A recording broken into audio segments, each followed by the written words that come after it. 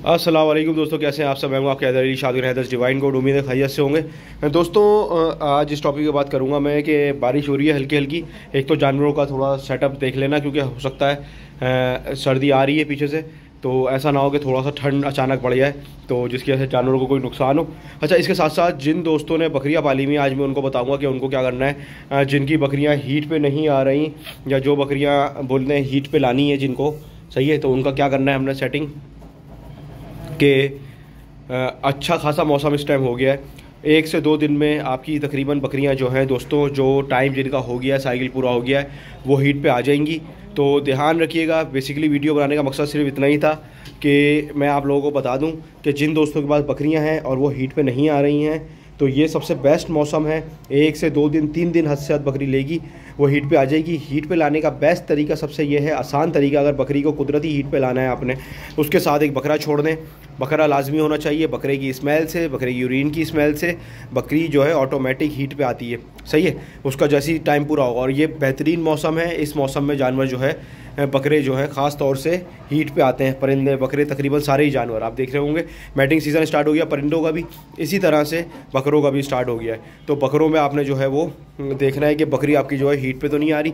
इसके अलावा अगर हीट पे फिर भी ना आए वो, तो इस वक्त जो है ना सबसे अच्छा है मौसम कि गर्म चीज़ें भी आप बकरी पे लगा सकते हैं, कोई ज़्यादा नुकसान नहीं होगा उसको, सही है। क्योंकि अभी वैसे गर्मी बहुत चल रही है, अगला महीना भी अक्टूबर का गर्मी का ही होगा।